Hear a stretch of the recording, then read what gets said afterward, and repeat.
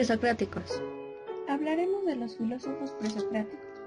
Para esto debemos entender que pre significa antes de, entonces esto quiere decir que los filósofos anteceden a Sócrates.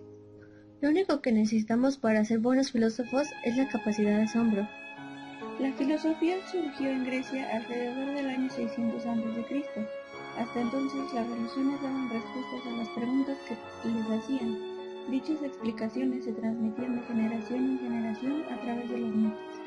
Un mito es un relato que pretende explicar el principio de la vida, pero los primeros filósofos griegos criticaron la mitología, lo que llevó a una evolución de la manera de pensar mítica a un razonamiento basado en la experiencia y la razón.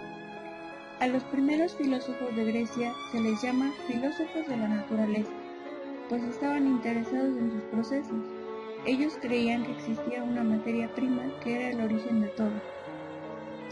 Tales, quien midió la altura de una pirámide con la sombra proyectada y supo predecir un eclipse solar en el año 585 a.C., opinaba que el agua era el origen de todas las cosas, que toda clase de vida tiene su origen en ella y que todo volvía a convertirse en agua cuando se disuelve. Anaximandro pensaba que el mundo era uno de los muchos mundos que nacen y perecen en algo que él llamó lo indefinido. En este caso, la materia prima de lo que estaba hecho todo no podía ser algo tan normal como el agua, sino lo indefinido, precisamente distinto a lo ya creado. Anaxímenes opinaba que el origen de todo era el aire o la niebla. Decía que el agua tenía que ser aire condensado, pues el agua surge del aire cuando llueve, y cuando el agua se condensa se convierte en tierra. Asimismo pensaba que el fuego tenía que ser aire diluido. Según Anaxímenes, tanto la tierra como el agua y el fuego tienen origen en el aire, para que así surgiera la vida. Los tres filósofos de Mileto pensaban que tenía que haber una materia prima de lo que estaba hecho todo lo demás. Parménides pensaba que todo lo que había existido siempre era una idea corriente, pues nada podía surgir de la nada. Con los sentidos observaba cómo cambiaban las cosas, pero no concordaba con lo que decía la razón.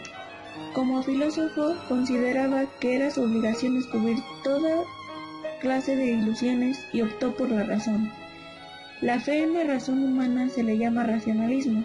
Un racionalista es aquel que tiene una gran fe en la razón de las personas como fuente de sus conocimientos sobre el mundo. Heráclito pensaba que los cambios constantes eran los rasgos más básicos de la naturaleza. Todo fluye, todo está en movimiento y nada dura eternamente, decía Heráclito. Señaló que el mundo está caracterizado por constantes contradicciones. Por ejemplo, si no estuviéramos nunca enfermos, no entenderíamos lo que significa estar sanos. Para Heráclito, Dios es algo que abarca a todo el mundo y se muestra precisamente en esa naturaleza, llena de contradicciones y constantes cambios. En lugar de la palabra Dios empleó logos, que significa razón. Opinaba que debía de haber una especie de razón universal que dirige todo, por lo cual todos deben guiarse.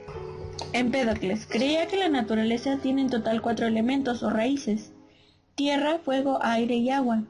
Todos los cambios de la naturaleza se debían a que estos se mezclan en distintas proporciones y se vuelven a separar. Pensaba que había 2 fuerzas que actuasen en la naturaleza: amor, que une a las cosas, y odio, que las separa. Anaxágoras opinaba que la naturaleza estaba compuesta por muchas piezas diminutas e invisibles para el ojo, a las que llamó gérmenes o semillas, e imaginaba que había una especie de fuerza que las pone en orden y crea animales y humanos, a las que nombró espíritu. Demócrito suponía que todo debía estar construido por unas piececitas pequeñas, invisibles, eternas e inalterables, a las que llamó átomos. La palabra átomo significa indivisible. Decía que cuando un cuerpo muere y se desintegra, los átomos se dispersan y pueden utilizarse de nuevo en otro cuerpo. Los filósofos de la naturaleza dieron los primeros pasos hacia una manera científica de pensar.